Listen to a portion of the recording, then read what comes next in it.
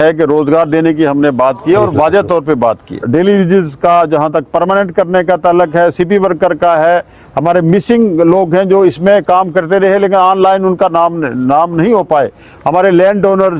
जम्मू कश्मीर के बेरोजगार पढ़े लिखे नौजवानों, डेली वेजर्स, कैजुअल लेबर्स, एसपीओज के लिए राहत भरी खबर। जी हां दोस्तों, बात अगर करें हम कैबिनेट मिनिस्टर जावेद राणा की, तो कैबिनेट मिनिस्टर जावेद राणा ने एक बहुत बड़ा बयान हमारे जम्मू कश्मीर के पढ़े लिखे नौजवानों, डेली वेजर्स, कैजुअल लेबर्स के रिगार्डिंग यहां पर दिया है।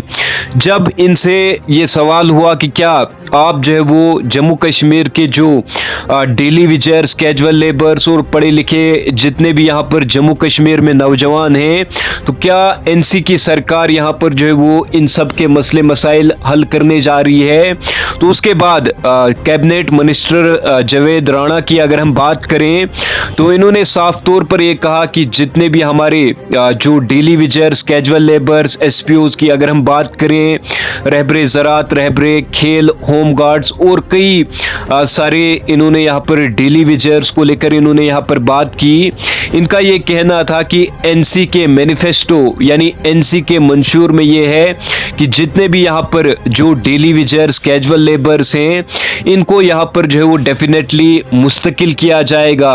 और इनका ये भी कहना है कि टॉप प्रायोरिटी की अगर हम बात करें तो टॉप प्रायोरिटी यहाँ पर पढ़े लिखे नौजवानों की अगर हम बात करें तो पढ़े लिखे नौजवानों को यहाँ पर रोजगार फराहम करना और डेली वेजर्स, कैजुअल लेबर्स के लिए इनका ये कहना था कि एनसी सरकार यहाँ पर एक जो है वो मतलब एक पॉलिसी फ्रेम करने जा रही है।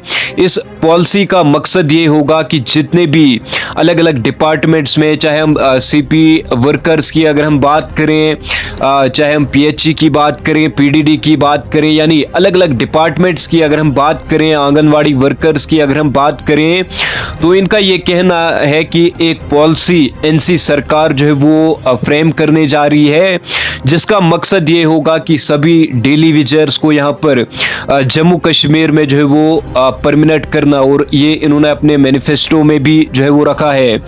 और इनका ये भी कहना है, जिस तरह से अगर हम यहाँ पर बात करें जो पॉलिसी बनने जा रही है, ये खाली यहाँ पर वर्बली स्टेटमेंट नहीं होगा, अलबत्ता इसे यहाँ पर ज़मीनी सतह पर भी यहाँ पर जो है वो लाया जाएगा। जिस तरह से अगर हम अदर पॉलिटिकल पार्टीज़ की बात करें तो अदर पॉलिटिकल पार्टीज़ यहाँ पर ये कह रही थी आपको कि आप हमें वोट दो, आप हमें पावर दो, तो आपके मसले मसाइल यहाँ पर हल किए जाएंगे। लेकिन एनसी की पार्टी एक ऐसी पार्टी है जो लोगों के काम करना चाहती है और लोगों ने इन्हें जो है वो चुना है, काम करने के लिए जो है वो चुना है। और अपने मैनिफेस्टो में जो चीज़ें इन्होंने रखी हैं वो यहाँ पर जम्मू कश्मीर में अब जो है वो इम्प्लीमेंट होने जा रही है। जी हाँ दोस्तों, एक बार फिर से मैं रिपीट करता हूँ, जम्मू कश्मीर के डेली वेजर्स को एनसी की सरकार यहाँ पर परमानेंट यानी मुस्तकिल करने जा रही है। बेरोजगार नौजवानों को यहाँ पर रोजगार फराहम करने जा रही है एनसी की सरकार। उसका रिजल्ट उनके सामने है और हम इंशाल्लाह ताला एज ए मिनिस्टर लोगों की खिदमत के लिए लोगों के दरवाजों तक इंशाल्लाह पहुंचेंगे। ये बेरोजगारी का जहाँ तक ताल्लुक है, हमारी पार्टी मंशूर में आपने देखा है कि रोजगार देने की हमने बात की और वाज़ेह तौर पे बात की, उस पर हमारी सरकार सोच रही है।